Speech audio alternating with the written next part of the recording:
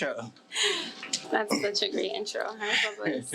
Hey guys, welcome to an episode of A Couples Thing Network, where we touch on a couple of things. On today's episode, we are going to be talking about the 2000s, the culture, the music, the entertainment, the fashion, how we feel is the last generation to really have a staple of style and culture, I feel. Yeah, I feel like this is the last era where we're going to replicate. And then we're just going to, work our way back again? For sure. And we inspired due to the Verzuz that just came out with Dipset and the Locks. If you know our age group, that's our era. We're from New York. So we just wanted to touch on just that whole era and how it inspired and how it's like the last era that you could have like that 2000s party for, a theme party. Like, what are you going to be wearing for the 2010s theme party? Like, I want to do the pros, the cons, because I don't want to be that old head that just talk about my era music is better than these kids and they don't know what they're talking about and all this music is garbage. Like, I don't want to be that guy. Well, I do think that there's a difference between being that guy and being honest about where music is now versus where it was and where it came from. Yeah. So like when we think about music today, in my opinion, as a music lover, and I studied music in college, I feel as though it's a little bit oversaturated and just rinsed and reused. It's like a lot of the same beats that we've heard are being reused and they're just putting new vocals on it. Not that that's an issue. It's just, I feel it's easier to be an artist today than it was back then when things were just, when they were pioneers. Well, my argument is, if we're talking like 2000s, late 90s, our era is, it's all off of samples. Like, at least the hip hop I listen to, a lot of the R&B that Mary J was singing is a cover. So it's like, I know they was recycling it back then too. So who are we to say that this is too recycled? I feel like this is too one genre. Everything. I'm saying that for every artist, number one. But more so these days, I feel like it's just a lot of noise, and it's a lot of the artists we have. They just want to be the spotlight in the moment at a certain time, and it's not so much about the passion of the music and maybe taking it somewhere else. So it's like more for the hit record to go get all the streams and go viral than the complete project itself or the art. Yes, and the love for the art and like collaborating and really collaborating on something. Yeah. I feel like that has somewhat gone out the window. But also, can we talk about the defining of an artist? Because that ties into every genre, every year, and every generation of music. Who is a true artist to you?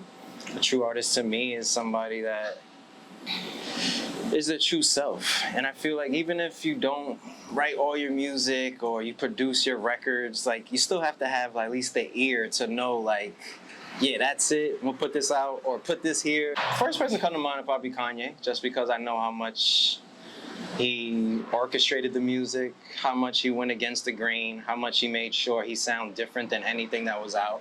Because let's be real, when Kanye came out, it was this.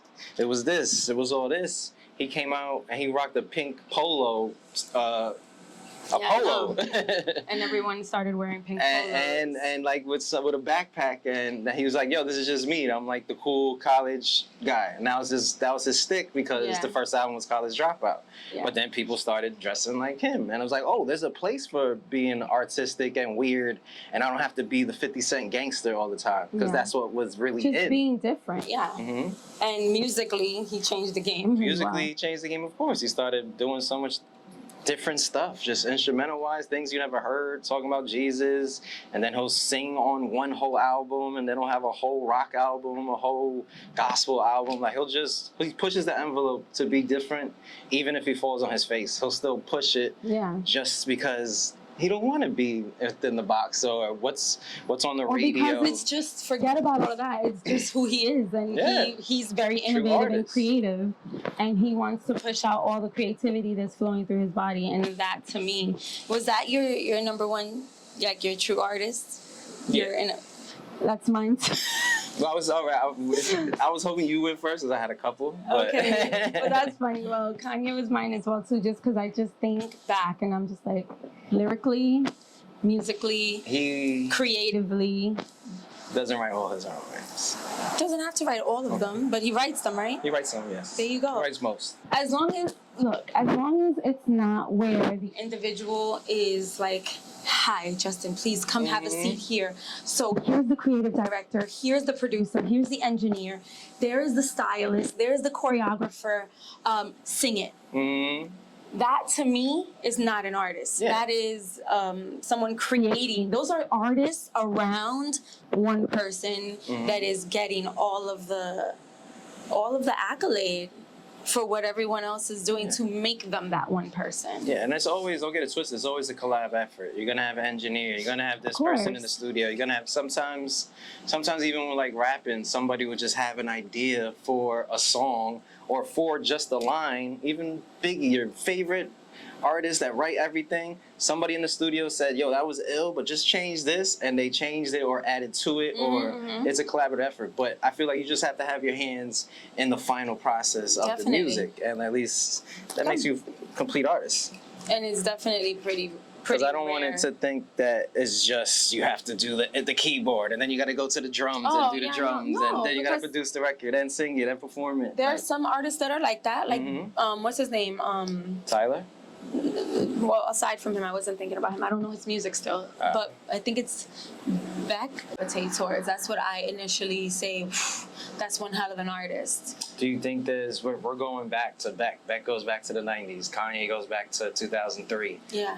Who is it today you think is that artist, or the artist that people at least think that it is? Well, okay, so I don't know Tyler Creator very well, but just watching that interview, every single thing he said, it hit. And it came from a place of passion. It came from a place of like, I learned this, I studied this, I lived it, and now I want, he really cares for the craft. For the art, of it all, and he wants people to feel what he's feeling. And to me, I'm gonna say him, even though I don't really know how to speak to his music, because that's all I need to know. There's a lot of artists out there that they say what they have to say based on what their publicist needs them to say to maintain their image. I say Billy's one.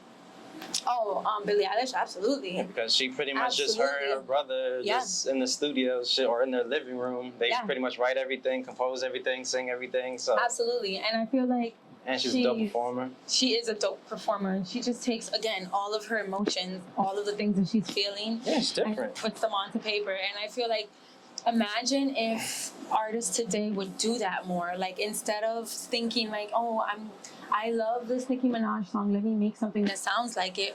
Why don't you make something that you think may sound like you? Like, I think it's because of I think what changed is the streaming services. That's it. And now it's like you could just click a button and put a single out there, and if that single goes crazy, you're gonna make so much money off that single.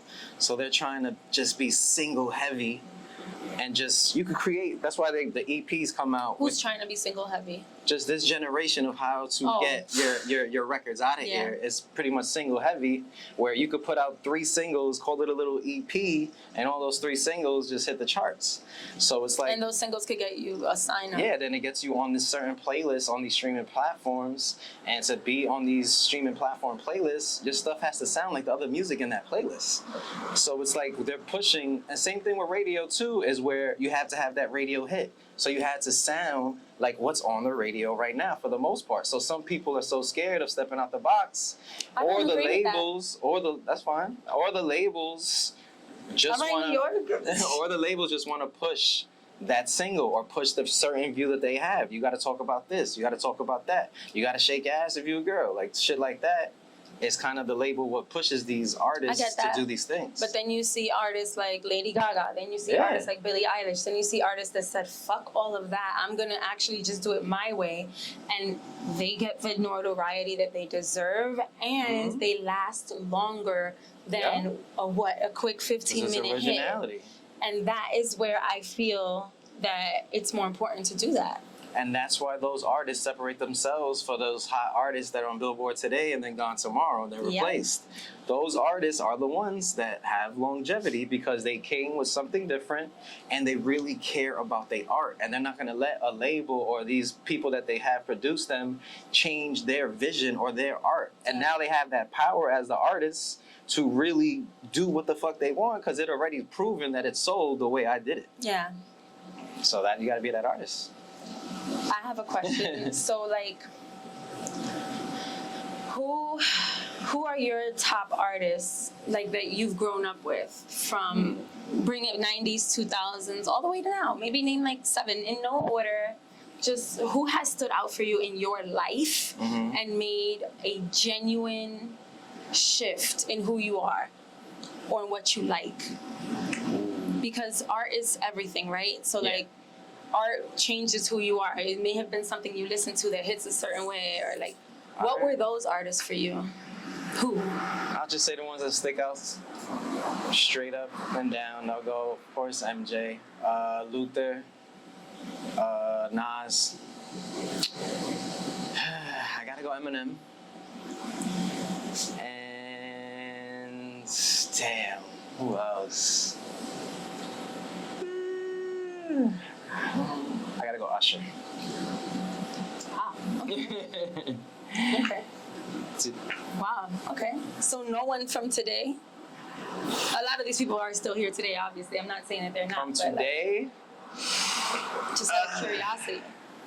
No, but some are close. I know we're not. We'll have a wrap up. Who's your 5? Who's your 5?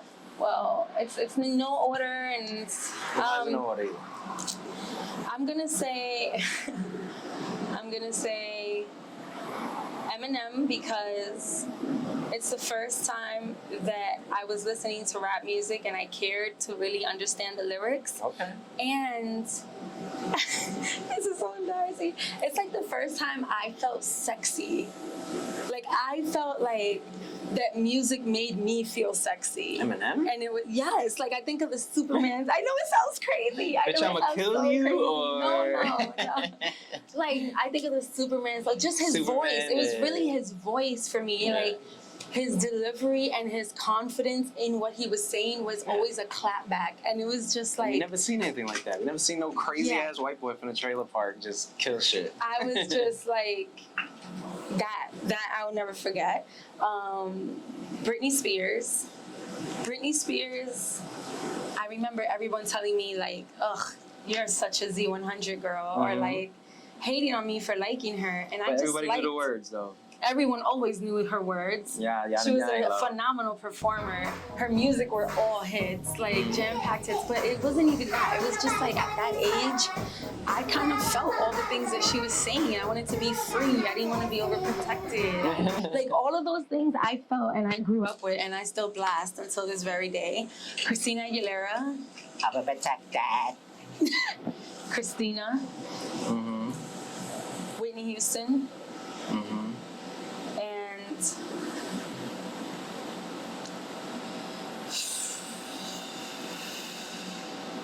so tough. I'm gonna say Justin Timberlake. Oh yeah, for sure. I'm definitely gonna say Justin Timberlake. Like, I was stuck between Justin and Luther. I love Luther Vandross, and all his music made me feel at such a young age, things that I didn't even feel yet. Yeah, I just think of growing up and just what pops in my head the most. Right? That I love, that I gravitate to. That was MJ and Luther in the 80s, early 90s. I love Luther, but I'm gonna say Justin just because it was more relevant to me. That makes sense. But yeah, that's... I guess I have so many more. I just can't think of them right now. I don't even think I got that much more because honestly, I mean, Kanye might break into that. He's in my top 10. But remember, this is not like a top. This is more so just what no artist... specific order, because Nas would be number 1. Not even in specific order.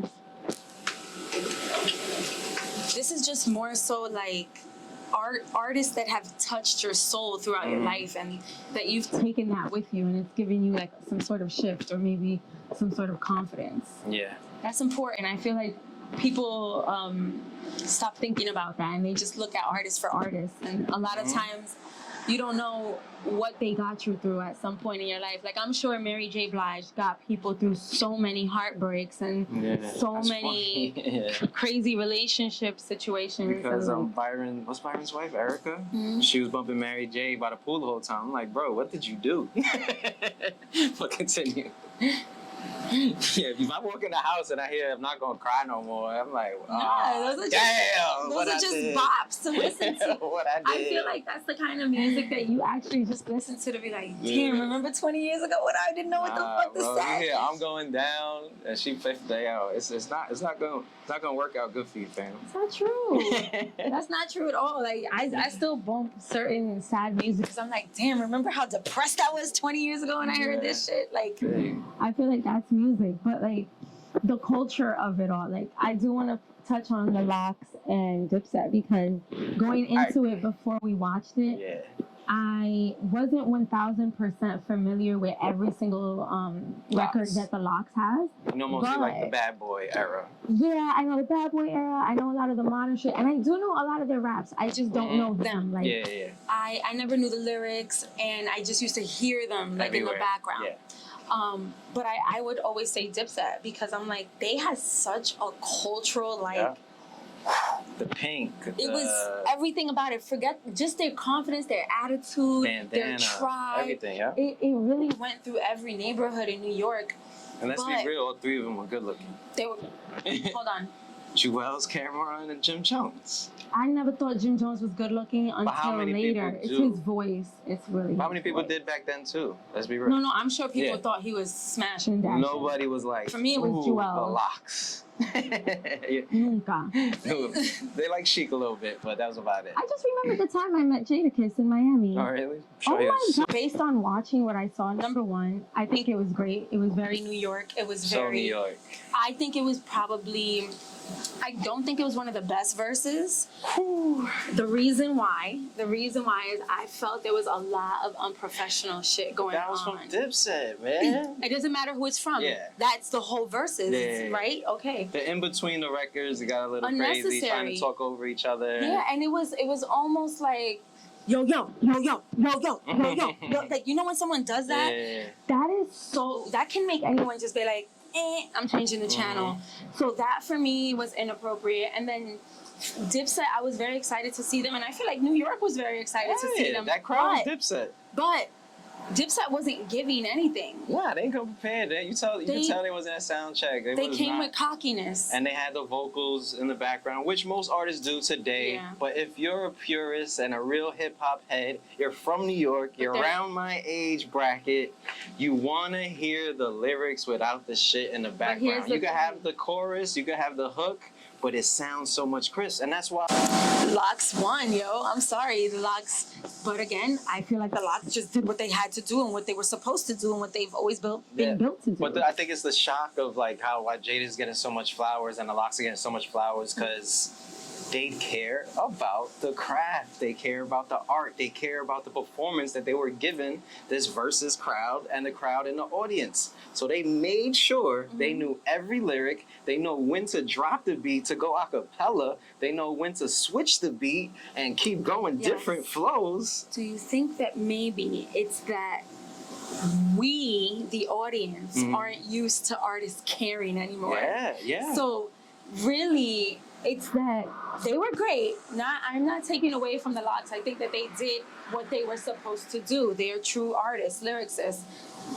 But we found it surprising because we're used to seeing artists just go on stage, do their set, and like we feel like it's like, all right, they did what they did. Yeah. But we care about people that care about their shit. So it was noticed. Yeah. And that's why we're bigging it up even more. Of course, you can't. I don't know. It's just a New York old school hardcore rapper thing. Like you can't be having the vocals in the background on some Milli Vanilli shit, or they're gonna think you in sync. That's just how our mindset goes. Yes, it is. If you're a real New York hardcore, you're used to just on the mic, knowing your lyrics, showing your breath control. That's why I can't watch like BET Awards and shit like that, because they got the vocals so loud you could barely hear the rapper. And when you take that away from those rappers, they don't really got it. So I feel like they're not a complete artist if you could if you're just leaning on your vocals. But That's like somebody sing. That's like you hearing Whitney sing and it's her background vocals. You're gonna be disappointed. Yes, but in the Verzuz world, all the verses leading up to this, it wasn't even about performance. It was about just putting the songs up to one another. So they never sat and said, yo, we're going to perform every single joint. But when you sell out, let's be real, it's the Hulu Theater in MSG. Yeah, it was not Madison Square Garden. I'm so sick of them saying that. But when you sell that out and you know people paid their money to come see you and come see a show and it's being televised, you're supposed to show out. It's not what Verzuz used to be where people was just in their studio. Okay, so let's talk about the ones that were in person. They sing for a hot minute, but the vocal's still in the background. It still happens. What do we mean? Okay, so but that's you see probably the difference. That's what I'm saying. Yes, you do see the difference. You definitely do, but it's not a requirement. It's not a performance. So maybe Dipset looked at it like this is only a Verzuz. Yeah, for sure. This isn't a concert. And I think that's where we can even tie that into the 2000s and then like the artists today. And that's where I think our artists are better because they care that much. And if you look at the difference of the Dipset performance with the vocals in the background and just bopping to the music and trying to get the crowd hype, like that shit is cool. Yeah. But there's a difference. And they had to fight a lot more. And they had to really break into what they were doing. And just the way he mapped shit out. And you know how New York people talk shit. And Jadakiss pointed to both of them. He was like, "You's a dick, you a pussy, y'all neighbors," and just kept going. It's like, who could do it? Like it was just disrespectful. It was good banter. It was very New York. And he had the jokes. They definitely did, and I was expecting Cameron to have the jokes, but me too. But and that's why I also feel like then I heard he wanted to leave. Yeah, you could tell he wasn't really in it. He wasn't. It didn't feel like it. But, and maybe we're speaking for him, but based on what we saw and what we witnessed as an audience, I felt like the Locks was more than prepared and really not even honestly, I feel like they love it and live it so much that they were like, yo, this is just let's just have fun with this. You could see that they're still brothers and they still keep touring yearly and they still on the road and they vegans and they care about their health and they look better than they ever looked too. That's the crazy part. Yeah. And what I got from Dipset was like, we're here to show y'all that we still here. Yeah, we got this. Look at me wearing all these outfits. Look at my kicks. Look at my grill. Like it's that I'm too cool New York shit. Yeah, like, I'm the coolest and most unfazed. It don't even matter. Exactly. You know what I'm saying? I'm here. I don't need to be here though. Like that to me was just like you lost already. Talk about because what we really wanted to start this off. I know we kind of went everywhere. It's just that we feel like the 2000s is the last theme party you could go to. I feel like everything past the 2000s up to the 2010s, it was all recycled. Like in the 2010s, the 90s came back crazy. Yeah. And then this came back crazy. And then here we are again with the 90s. And now it's like, it's whatever now. People are wearing 2000 stuff. And 90s. And 90s stuff. And with 80s stuff. With and it's a beautiful thing. But I just want to say, like, that's kind of the last era of that, I think. Wrapping it up. Care about your art, it shows, and it will levitate above the bullshit. Thank you for stopping by. Yo, we out of here, baby. Shout out to the LOX Street teams with the Temps. I'm wearing throwback Jordans. Nobody rock these. Oh, these are kind of hot. Don't play yourself. Right. These are the. I don't even know what they are, but these are the worst things New York ever created. I don't know why. T-Pain was right.